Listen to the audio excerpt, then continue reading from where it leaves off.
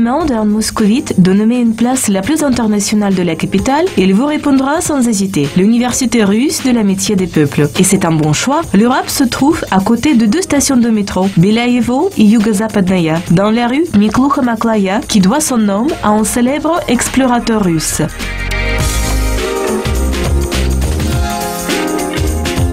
L'histoire de notre université, nommée à l'époque tout simplement l'Université de l'amitié des peuples, a commencé le 5 février 1960 par le décret du Conseil des ministres de l'Union soviétique. Votre université est en train de faire ses premiers pas. Les étudiants assistés ici sont les premiers représentants de la jeunesse de l'Université de l'amitié des peuples, venant de 59 pays d'Asie, Afrique et d'Amérique latine. Que l'Université de l'amitié des peuples grandisse et se développe, commence à créer ses bonnes traditions, aide à renforcer l'amitié internationale.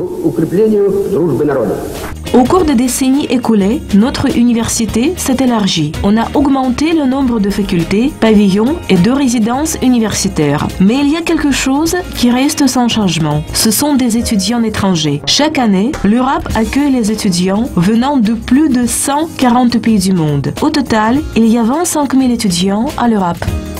Le 1er septembre est un jour de fête à l'université. Ce jour-là, les nouveaux arrivants deviennent les étudiants. Le jour de la fête, l'administration de l'Europe et les hôtes assistés à la cérémonie les félicitent. On offre aux étudiants la clé comme un symbole de connaissance. Les connaissances reçues à l'université est en réserve d'or qui puisse donner de bons résultats à condition d'une bonne application.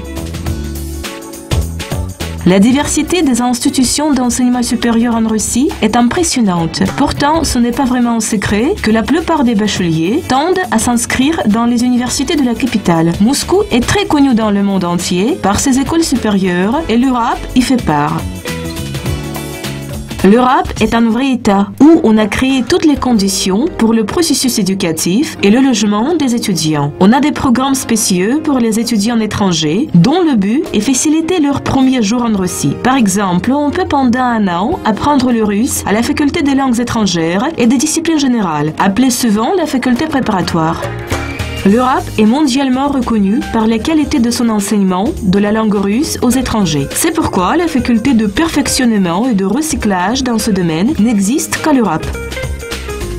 L'Europe dispose de 10 facultés, 5 instituts et plusieurs filiales.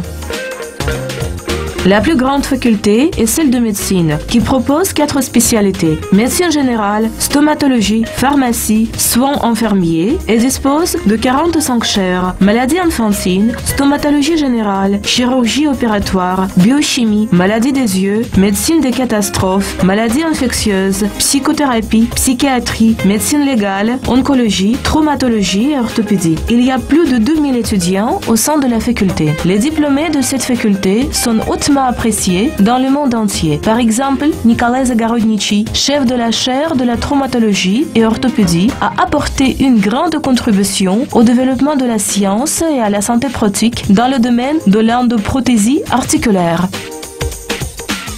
La faculté de médecine est un phénomène extraordinaire. Ça fait déjà plus de 10 ans que les professeurs et les étudiants servent Hippocrate sous la direction soigneuse de Victor Frolov, doyen de la faculté.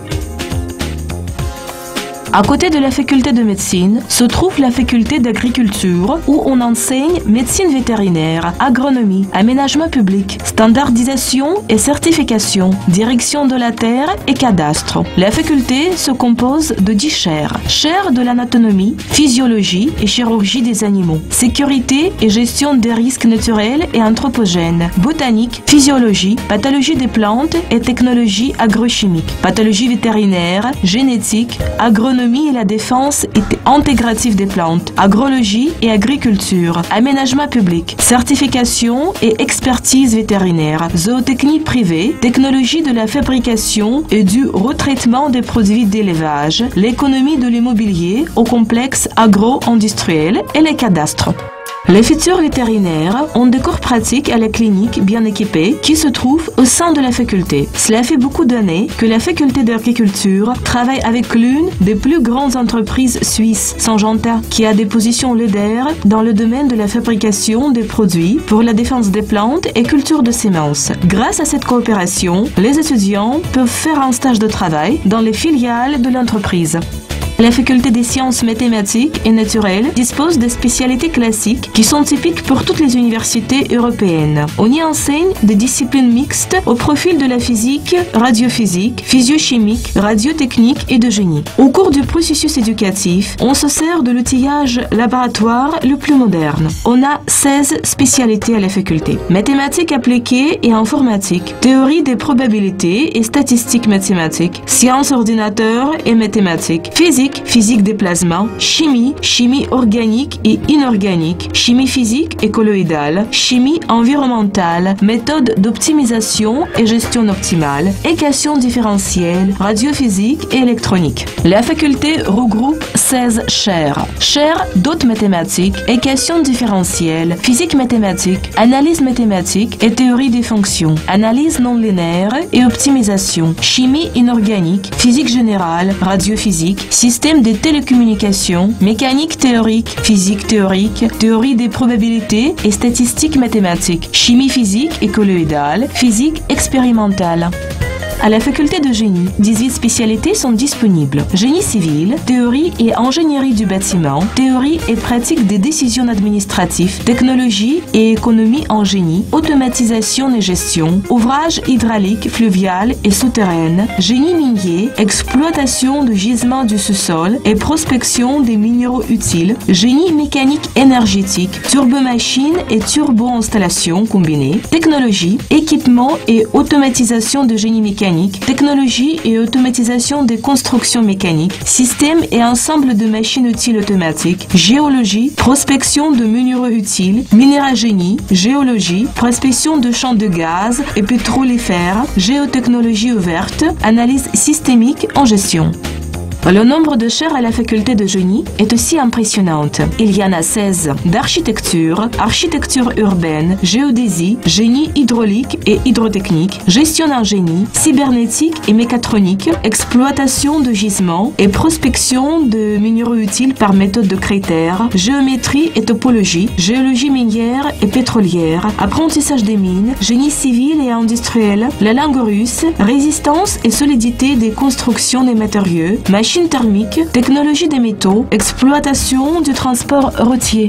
À la faculté de génie, on a créé toutes les conditions pour préparer des spécialistes hautement qualifiés. Participant au projet national éducation, la faculté a reçu un équipement le plus moderne, permettant de faire des recherches les plus actuelles, non seulement en Russie, mais à travers le monde, dans le domaine d'architecture et architecture urbaine. En novembre 2010, Vladimir Filipov, recteur de l'Europe, a signé sur la demande des étudiants un décret permettant de créer la radio au sein de la faculté. Journal d'information est diffusé 2 fois par jour. La faculté des sciences humaines et sociales dispose de 13 spécialités. Histoire de la philosophie étrangère, philosophie sociale, politologie, nouvelle histoire des pays européens, américains, africains et asiatiques, philosophie systématique, histoire de la philosophie russe, problèmes politiques des relations internationales et de la globalisation, institutions et processus politiques, histoire nationale, relations internationales, administration publique et municipale. Le nombre de chaires est aussi 13. Chaire de l'histoire universelle, de l'administration publique et municipale, chaire des langues étrangères, de l'histoire de Russie, de l'histoire de philosophie, d'ontologie et théorie de la connaissance, des sciences politiques, de la philosophie sociale, de la politologie comparative, de théorie et histoire de la culture, théorie et histoire des relations internationales et de l'éthique. La faculté collabore activement avec les universités françaises, allemandes, espagnoles, tchèques, américaines, canadiennes, chinoises, égyptiennes, syriennes et iraniennes. Les étudiants de l'Europe participent aux échanges académiques avec des universités partenaires et centres de recherche, font leurs stages dans les écoles d'été. Cela leur permet non seulement d'améliorer ses compétences professionnelles et linguistiques, mais s'adapter facilement à l'actualité. En étudiant dans le cadre du programme de double diplôme, chaque étudiant de la faculté des sciences humaines et sociales a une possibilité à la fin d'études d'obtenir un diplôme de l'URAP et celui de l'école partenaire. La faculté des lettres prépare les étudiants selon 10 spécialités: relations publiques, philologie, critique littéraire, linguistique, théorie de traduction et communication cross-culturelle, journalisme, problématiques internationales, administration des masses médias, psychologie. On a aussi 10 chaires au sein de la faculté: chaire des langues étrangères, des technologies informatiques et des masses médias, chaire de linguistique générale et russe, de la psychologie et pédagogie, chaire de la langue russe et méthode de son enseignement, de la littérature russe et étrangère, technologie moderne des masses médias, de la psychologie sociale et différentielle, chaire de la théorie et histoire du journalisme. À la faculté des lettres, il y a toujours beaucoup d'intéressants, surtout pour des personnes créatives. À l'URAP, il y a son journal, radio et télévision, ce qui permet aux étudiants de faire un stage dans le domaine des masses médias dès leur première année. La télévision, faite par les étudiants, diffuse chaque jour pendant 24 heures. Les étudiants de 3e année viennent s'essayer au travail de la rédaction, des projets spéciaux, celles d'information et thématiques. Depuis déjà un beau bout de temps, les étudiants gagnent des premières places en présentant ces projets au concours pan-russe. La faculté des sciences économiques est très connue en Russie et à l'étranger comme l'un des plus prestigieux centres éducatifs où on prépare les économistes d'autres qualifications. Ces diplômés occupent des positions clés non seulement au milieu scientifique, mais aussi font partie de l'élite politique et commerciale russe. La faculté propose 11 spécialités: management, gestion dans le domaine éducatif, management international, économie, économie financière, économie internationale, économie de l'entreprise et des marchés sectoriels, marketing, comptabilité, économie nationale, finance et crédit. Il y a 11 chambres à la faculté des sciences économiques: chaire de comptabilité, d'audit et statistique, de langues étrangères, de régularisation macroéconomique, de marketing, des relations économiques internationales, de management, d'économie politique, d'économie régionale et géographie, des finances et crédit, d'économie d'entreprise et de business, de modélisation économique et mathématiques. Les spécialités des chaires reflètent harmonieusement toutes les réalités de la situation actuelle économique en Russie et à travers le monde. Les diplômés de la faculté travaillent avec succès dans plus de 100 pays du monde.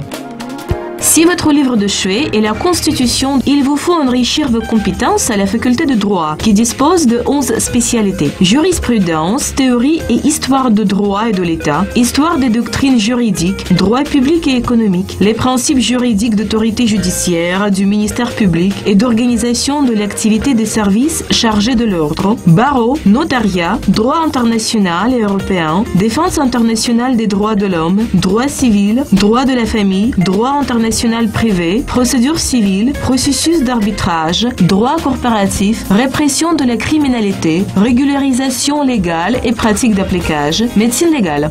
En ce qui concerne le nombre de chaires, il y en a 10. Chaire de droit administratif et financier, de droit foncier et écologique, chaire des langues étrangères, chaire de droit constitutionnel et municipal, celle de droit international, chaire de la langue russe, de théorie et histoire de droit et de l'État, et de droit pénal. Les étudiants de la faculté font leur stage d'études dans la Duma d'État, dans le Conseil de fédération de Russie, dans le parquet, dans la Cour suprême d'arbitrage et dans les tribunaux de droit commun. De plus, au sein de la faculté, il y a un bureau consultatif où les futurs juristes appliquent leurs connaissances à la pratique. Les rencontres avec des personnes célèbres ne sont pas rares pour les étudiants de cette faculté. À l'URAP, il y a aussi la faculté d'écologie où on enseigne aux étudiants écologie et exploitation des ressources naturelles, administration d'exploitation de ressources naturelles, expertise des conditions de travail, expertise éco-judiciaire, utilisation complexe des ressources en eau, expertise de la sécurité écologique. Le nombre de chaires est 9. Chaire de géoécologie, celle d'écologie appliquée et systématique, chaire d'écologie judiciaire, d'administration des systèmes éco-économiques, d'écologie des ressources en eau, d'écologie humaine, de surveillance écologique et école du soir écologique. Les cours sont donnés par des experts étrangers des projets écologiques internationaux et par des spécialistes des entreprises internationales présentées au marché russe. L'équipe de professeurs participe aux expertises et programmes réalisés par des entreprises internationales dans le domaine d'écologie, exploitation des ressources naturelles et géoécologie. À part des facultés, à l'Europe, il y a aussi des institutions éducatives. Des programmes modernes de l'Institut de l'économie mondiale et du business dans le domaine administratif, budgétaire et publicitaire attirent toujours l'attention des futurs étudiants. En 2003, l'Institut de l'hôtellerie et du tourisme a été reconnu comme la meilleure université dans ce domaine. En 2007, l'Institut de l'hôtellerie et du tourisme a gagné la première place au 8e concours pan-russe 1000 meilleures entreprises et organisations de Russie.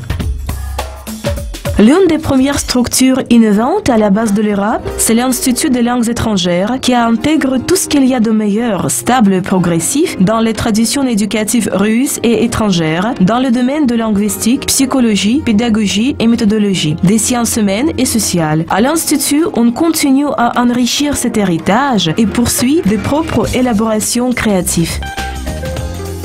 On n'exagère pas quand on dit que l'Europe est très connue dans le monde entier. Depuis 50 ans, l'Europe a formé l'élite dans les domaines différents. Des dizaines de milliers d'étudiants peuvent être fiers d'avoir étudié à l'Europe. La langue russe est entendue de l'Est à l'Ouest.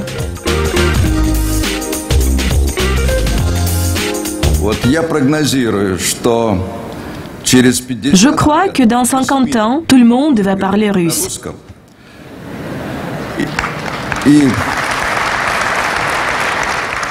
Et tous vont se souvenir avec beaucoup de plaisir des années passées à l'Europe et à ses résidences magnifiques.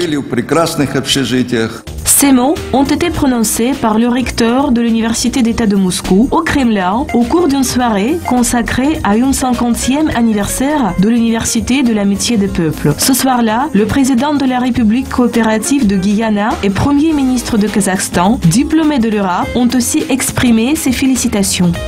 Beaucoup de diplômés de l'Europe sont devenus ministres, dirigeants de grandes entreprises, universités et d'autres établissements scientifiques dans les pays d'Asie, Afrique, Amérique latine, en Russie et dans les pays membres de communautés d'États internationales. Le premier président de Namibie, Sam Nujoma, venu à Moscou spécialement à l'occasion de l'anniversaire de l'université, au cours de son entretien avec le président russe Dmitry Medvedev, a remercié l'Europe pour le rôle qu'il avait joué dans l'histoire de son pays.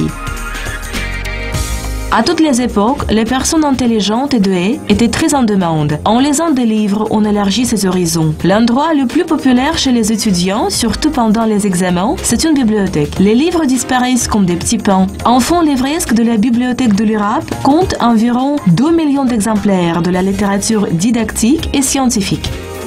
Il y a quelques ans, la bibliothèque a été remodelée au Centre d'information scientifique bibliothécaire. En 2009, une nouvelle salle bibliothécaire a commencé à fonctionner. Dans cette salle, chaque étudiant peut prendre un livre ou manuel pour 3 jours à l'aide d'appareils terminal interactifs.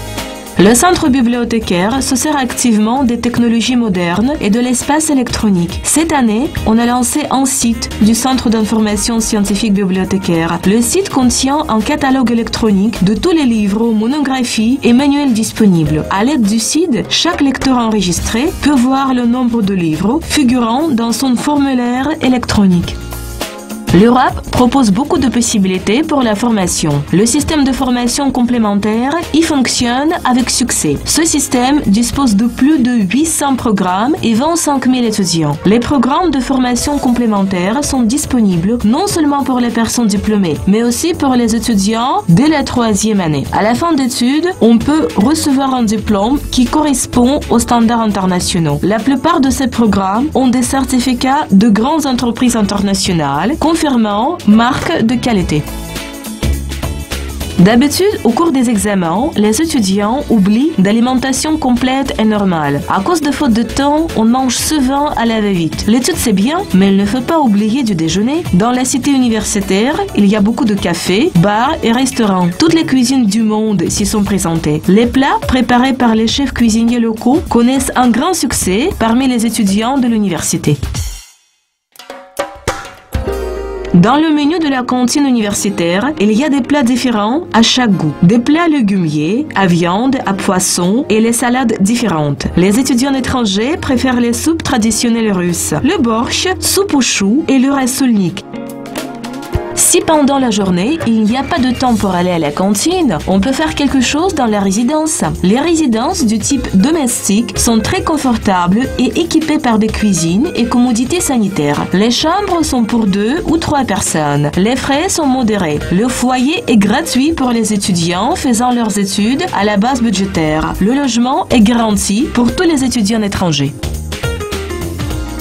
La clinique médicale numéro 25 est responsable de la santé des étudiants. On y travaillent les médecins de toute spécialité qui accordent tous les services médicaux. Les cabinets et les laboratoires sont bien équipés. Tous les étudiants doivent faire une visite médicale une fois par an. On fait attention particulière à la sécurité des étudiants. L'entrée dans tous les pavillons de l'université est au permis électronique. Le système de surveillance, qui compte 2000 caméras, couvre tout l'espace de l'université. Toute l'information des caméras se cumule dans le dispatching central. La question de sécurité à l'incendie est aussi très importante. C'est pourquoi on met souvent en pratique des manœuvres de l'entraînement de l'incendie en coopération avec des services municipaux. Chaque jour à l'URAP est un événement inoubliable. Vous allez garder les impressions reçues au cours des études à l'université pour toute votre vie. C'est impossible d'oublier les semaines de la culture des pays différents. À l'exposition organisée par les associations nationales, on peut prendre connaissance des traditions et coutumes d'autres pays, goûter les plats nationaux, assister à des concerts qui rendent l'esprit et l'atmosphère d'Afrique, d'Asie et d'Amérique latine.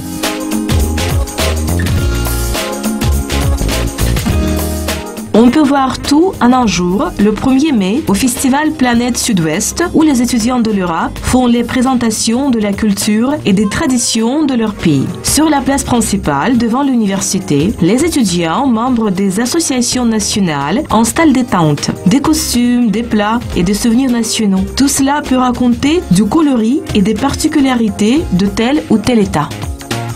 Si vous êtes intéressé à la gastronomie nationale, vous pouvez vous adresser au comité féminin qui organise des jeux de cuisine chaque semaine. Les cours de cuisine sont donnés par les étudiants eux-mêmes. Au comité des femmes, il y a une autre bonne tradition, aider les enfants orphelins. Quelques fois par an, on va aux orphelinats dans la région de Vladimir. Ces rencontres sont des fêtes inoubliables, et pour les étudiants et pour les orphelins.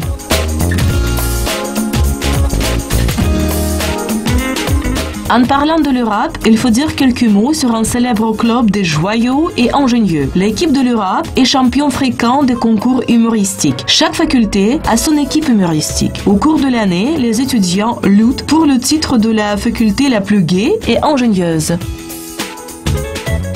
À l'URAP, on organise aussi un concours de beauté, Miss l'URAP, qui se tient d'habitude au début du printemps en 2 étapes. Les plus belles et les plus douées étudiantes de l'université y prennent part. On peut comparer ce concours avec celui de Miss Monde, parce que parmi les participantes, il y a des représentantes des pays différents.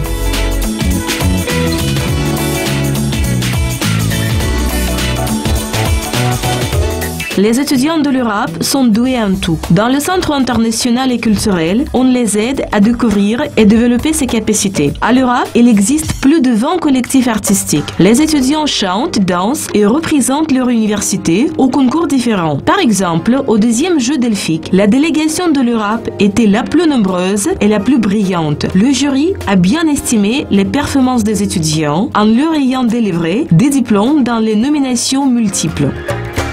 Le plus célèbre collectif musical, les Rythmes de l'Amitié, lauréat de plusieurs festivals, participant aux concerts en Russie et à l'étranger, est toujours le bienvenu aux fêtes universitaires. La vie sportive à l'Université de l'Amitié des Peuples est aussi très active. Presque chaque jour, on organise des championnats, des sports athlétiques, des échecs, des bras de fer, de badminton, etc. Les événements différents sportifs, des entraînements des équipes universitaires et des cours dans les sections se déroulent au terrain du centre sportif. L'URAP dispose d'une base sportive exceptionnelle. Il y en a des terrains de football, cours de tennis ouverts et fermés, des gyms et des terrains sportifs multiples. Ce n'est pas étonnant que des dizaines d'étudiants portent le titre du maître esport. Il y a aussi quelques champions du monde et d'Europe. Les années d'études passent très vite et on ne voit pas le temps passer. Voilà, et le jour de délivrance des diplômes arrive à grands pas. Sans doute, c'est le jour le plus remarquable. À l'université, il y a une bonne tradition d'inviter à la cérémonie de délivrance ses parents, ses proches et ses amis. Il y a aussi une autre tradition, des promenades des diplômés en bateau qui se passent en plein été. Voilà, c'est l'université de l'amitié des peuples telle qu'elle est. Originale, brillante, intéressante et riche en événements. Les personnes qui ont déjà décidé de lier leur vie avec l'Europe ont fait un bon choix.